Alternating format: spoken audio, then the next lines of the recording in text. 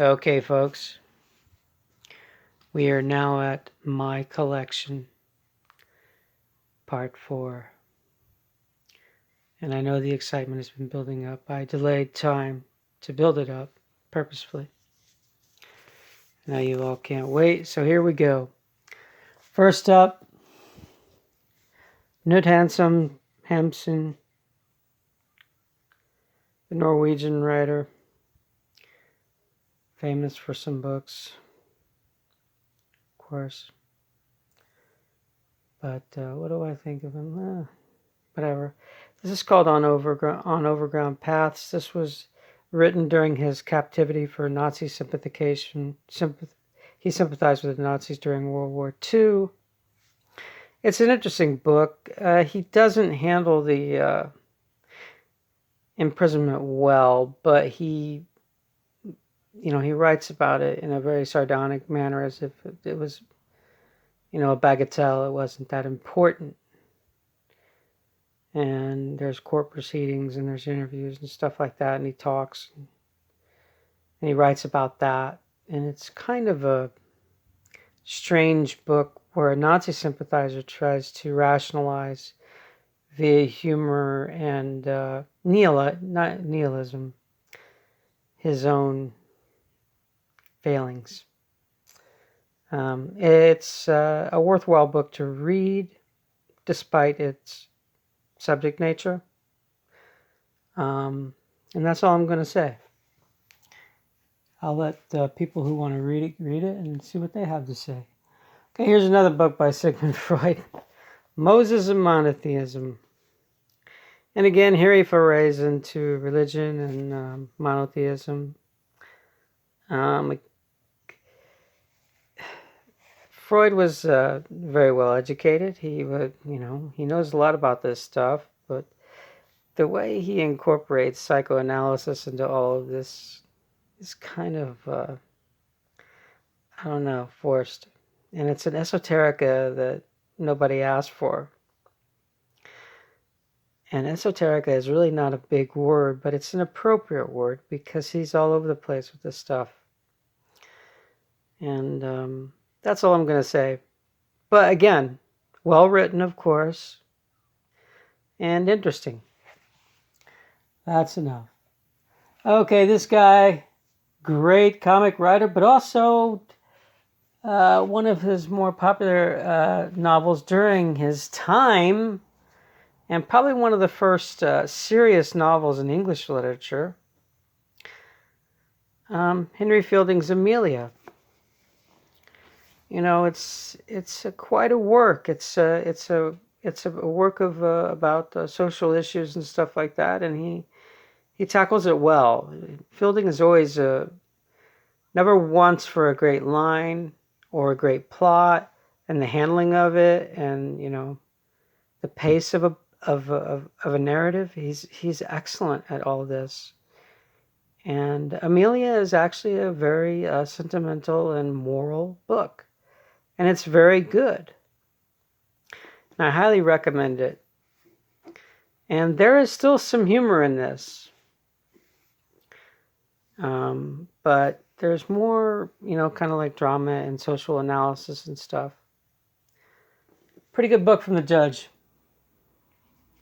And the man who probably was the inventor of what we in modern day call police forces, which is probably not a great heritage. Okay, here we go. Guy de Maupassant, the great French short story writer and also novel writer. Bel Ami and some of his other work is really good. His two novels are really great. I can't think of the other one right now, and I don't know why, but it's really good. Oh, A Life. It's about a marriage involving a woman with a man, and she falls in love with, and it's a love at first sight thing, and it just turns terrible. Maupassant is great at downhill stuff, and he writes beautifully. Even in translation, even in the French and in translation, the lines are just excellent. He was a very he was a wonderful stylist. That's all I'm going to say. The short stories, of course, are great. I could list the titles, but he's pretty well known, and I probably don't need to do that. I can only fit this in the spot here. Here we go. Okay. Plutarch again. The age of Alexander and all of his, guys surrounding him and the guys that preceded him, and going all the way back to Agesilaus and Timoleon and Dion and Pelopidas, pardon me. And, there's Alexander, Phocion, Demosthenes, of course, the great orator, Pyrrhus. Good stuff on that time. I highly recommend it. It starts with the beginning of the Alexandrian, the rise of the Alexandrian type system, and then it goes into the demise of that and into incursions in Rome, with Rome and turf battles with them. Okay, this is a book I'm very happy to have. Vladimir Mayakovsky, The Bedbug and Selected Poetry. Mayakovsky was a great poet. His work is pretty interesting. It's all over the place. Some of it doesn't rhyme. Some of it does.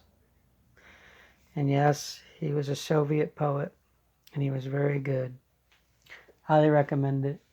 I don't really like to go into detail about poetry because I want people to experience it as if for the first time, and stuff like that. Whereas prose, you could pretty much give an overview, and that doesn't ruin anything.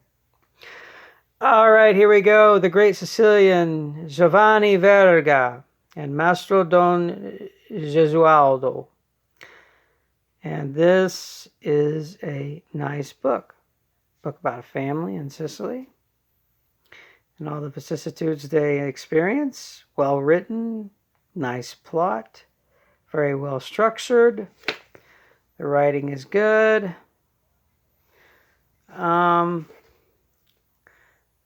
They have that star system. If out of 5 stars, I'd give it 4.5. It's really good. You really get a feel of this the on the ground conditions there through the prose. It's really magnificent what he does. I like it. Okay, here's one. Sons and Lovers, D.H. Lawrence. Modern Library edition, of course. Not in bad shape. I am not really a big fan of Mr. Lawrence. I don't have anything against him as a person or whatever. But that's all I'm going to say. I read this book and it's not one of his better ones. Okay, here is the great World War I novel by Robert Graves. Goodbye to all that. This is an old Penguin Modern classic this is obviously printed in the UK, £3, 6p, right there up at the top. There you get the shelling and stuff, interesting painting. And this is an autobiography. And it's pretty good. It's a good, as the blurb in the back says, it's a good war document. And there are tons of great World War I novels that are very good, and this is one of them. Okay, and hiding behind all this, behind the stand, is a series of Tolstoy short stories. Leo Tolstoy, The Kreutzer Sonata, and other stories. And most of these are about marital relationships, women, that kind of stuff. The Kreutzer Sonata is really long-winded and kind of shrill. And it's not, I don't, it was very controversial when it was released. This blurb in the back says that, but, it kind of is very heavy-handed. But Tolstoy can get away with it because he writes so well. but it's still not one of his better works. And he's written some great short pieces. But Quartet Sonata is good, but it's not one of his great ones. Okay, I'm almost finished here. I'm going to start off with this next. Now, behind these top row books are other books, as you see. I am not really going to go with the back row books because that's just too much. I can just go with the front row. I don't need to overdo it. And the first one in the second row, of course, is hidden, and I have to get it. Is of course Jane Austen. And a really beautiful edition. And you know, you got to give it to Penguin. Look at this. Look at this portrait at the opening, the title. I mean, that's a beautiful painting. I don't care what anyone says. And Sense and Sensibility. And in a way, the image sort of upholds the title in a way. And Sense and Sensibility is a very excellent work, measured, a lot of humor, a lot of drama, but kind of, contretemps kind of stuff, as the French would say. And it's one of her better ones. It's my favorite of Jane Austen's work. I would take it over Pride and Prejudice and the others any day. Persuasion is also very good. But and Mansfield Park, but boy, Sense and Sensibility really is a really good book. And for all you Austen lovers, I hope I don't cause any problems. Here's another book that great cover. Penguin does a great stuff with the covers. Oh Pioneers, Willa Cather, however you say it. It's a prairie novel, and it's kind of I really couldn't tell you much about it after reading it, and that's about all I'm going to say.